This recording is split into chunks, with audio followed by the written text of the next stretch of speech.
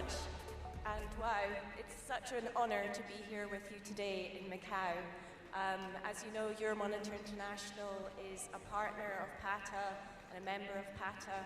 And I've spent a lot of time with being on the webinars, but to be here in person is amazing. So just first of all, I'd like to say I'm the Senior Head of Travel and Tourism at Euromonitor. I'm joined here by my colleagues, Prudence and Rita. And today we shall be talking about consumer trends and more specifically travel trends as well.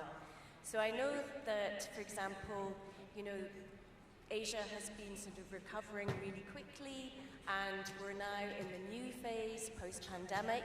So we'll talk a lot about the consumer priorities that we're seeing for Asia-Pacific consumers, and then we'll drill down more into those travel preferences and what travelers are really looking for these days and going into the future. So, for example, when it comes to APAC consumer priorities, we have a global consumer lifestyles and travel survey where we speak to 40,000 consumers around the world. And so I've been able to pool the global data versus the APAC average. And what we can see here is that, of course, there's a lot of macroeconomic and geopolitical uncertainty, meaning that we are seeing APAC consumers prioritizing saving money as their top priority. But very interestingly, in second place, we have health and wellness. And in third, which is great news, we see an increased interest in spending on travel. So, travel is so dear to the hearts of APAC consumers. And as I mentioned, it is a challenging macroeconomic environment. We have seen decades-high inflation, but nevertheless, there's this unrepentant demand. People have this really very strong appetite for, traveling, experiencing transformative experiences, and, experiencing different cultures as well, as we have all been doing in the last few days here at PATA Macau. When it comes to overall consumer priorities for health and well-being and lifestyles, I thought this was very interesting because you do see that, yes, consumers across the world and also in APAC are prioritizing physical activity and spending time outdoors. But actually where APAC over-indexes and shows more engagement is in terms of, really sort of looking after their mental well-being, their spiritual well-being. So we see things like massage, yoga, equally in terms of dietary preferences, much more engaged with reducing alcohol consumption, being vegetarian, flexitarian, or even vegan than the global counterpart. Of course, we're in travel and tourism.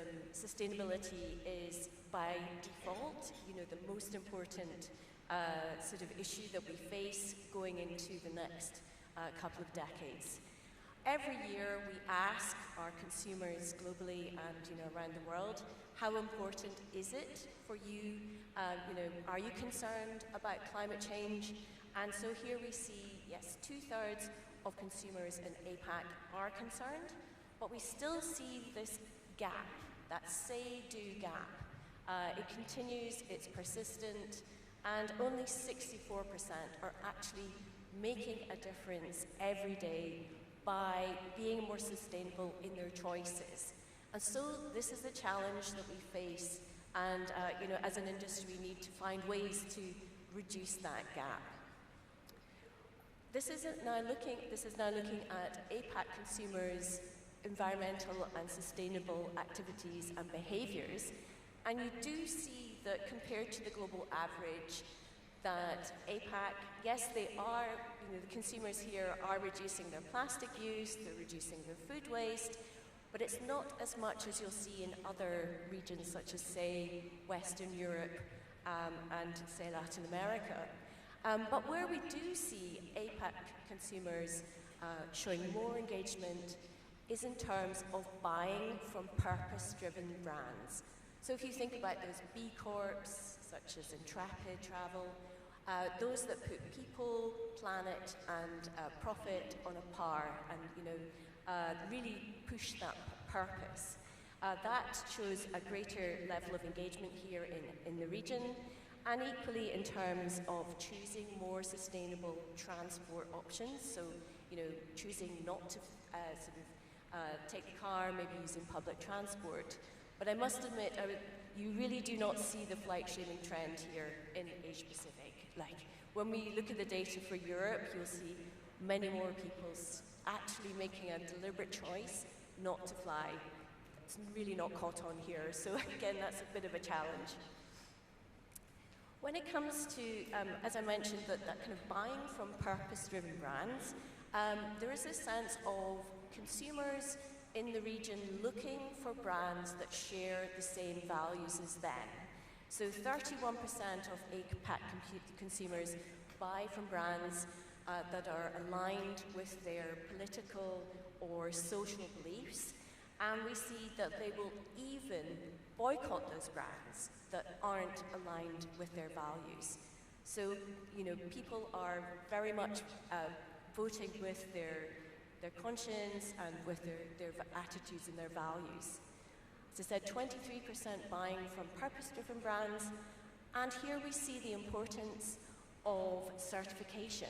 So 54% looking and trusting for GSTC certified or EarthCheck. I know there are multitudes of different schemes, but it really does make a difference and resonates with consumers. And one thing I was really pleased to see that here in Asia Pacific, everybody is so much happier. There's a sense of optimism. As Andrew from The Economist said yesterday, Asia is the growth driver of the global economy.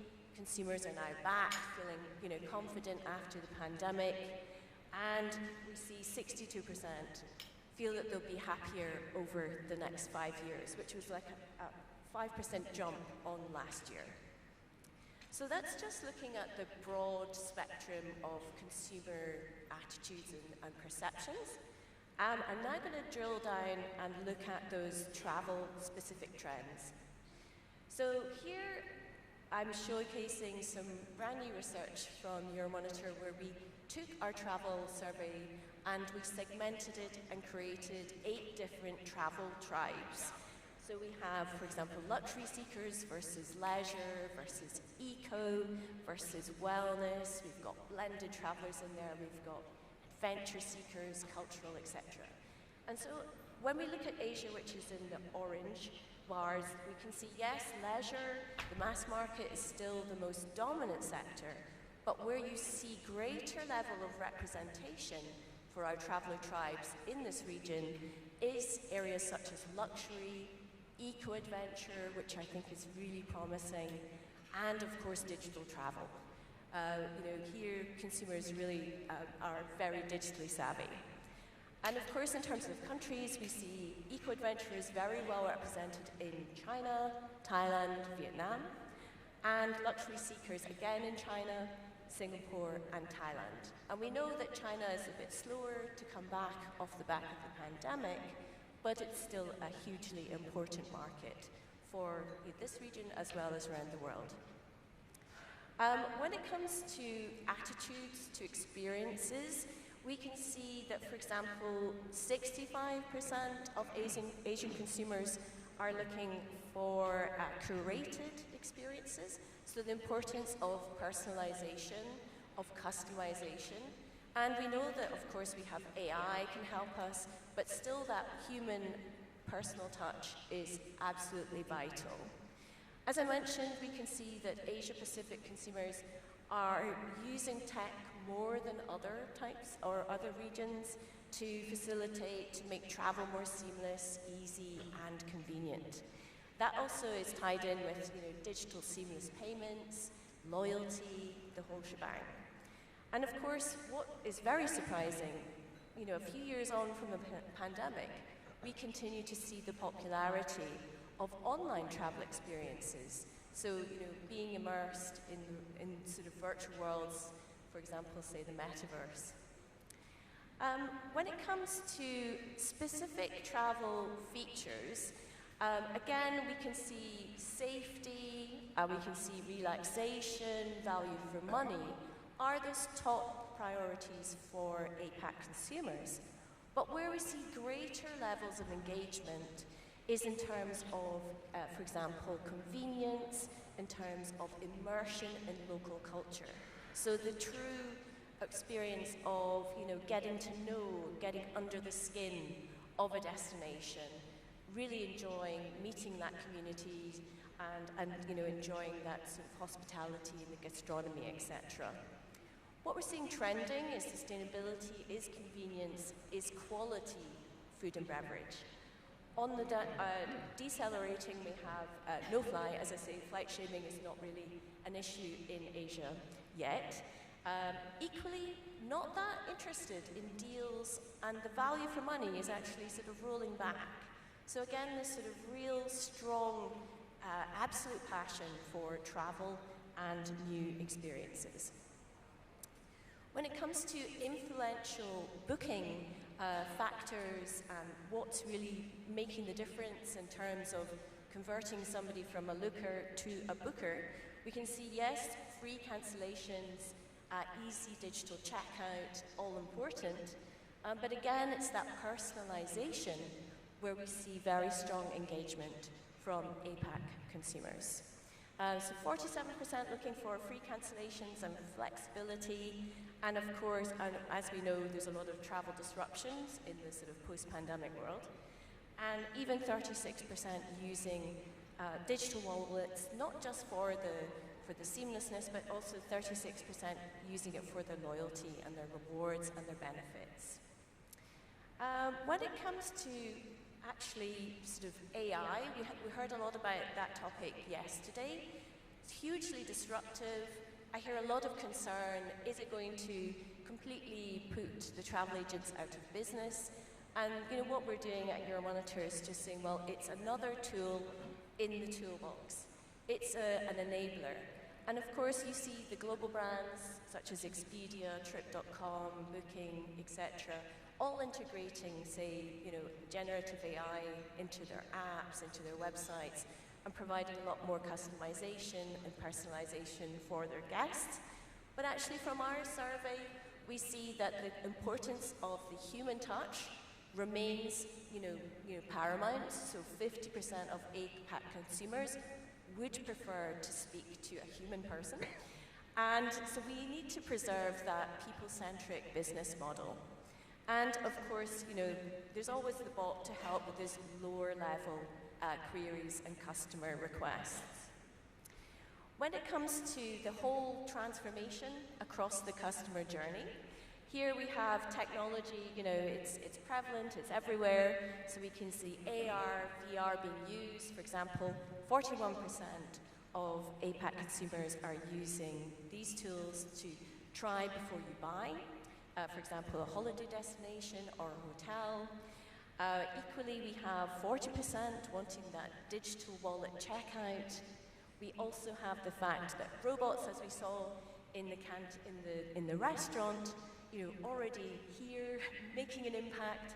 50% of consumers in the region happy to talk to a robot and, check in and, sort their luggage out. So yeah, and for example, room service. Equally, we have sort of, what are consumers' attitudes to biometrics, to sharing their data? Well, it's always a trade-off. And so already we see 42% of consumers in APAC saying, yes, I'm fine with biometrics as long as it's being used responsibly and safely and securely, and that will, deliver greater levels of personalization for me.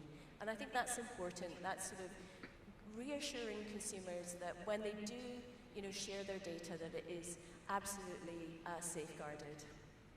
So I'd just like to summarize. As I said, it's been an absolute honor to meet you all and to be here with you in Macau. I would say that there is a very optimistic future for this region, for Asia Pacific. However, as we can see, more work needs to be done. We're actually seeing a rolling back of engagement with sustainability practices, but the levels of engagement are still very high, and it's not going away. We know that travel is a top priority. It's among the top 3 priorities for consumers in the region. As I said, we need to fight that fatigue. We need to ensure that we are doubling down and actually taking the hard work away from the consumer so that they can enjoy the true experience of being abroad and meeting new cultures. There is a quality sweet spot, I believe, in the region in terms of those eco-adventurers, the luxury seekers, the digital travelers. Of course, wellness plays a huge role as well. But ultimately, it's about those shared values, and if you can align your purpose with the values of your consumers and your potential visitors, that's where we're going to create that unique emotional connection and definitely create that shared value which we wish for all of you. So thank you again for having me here in Macau. Thank you very much.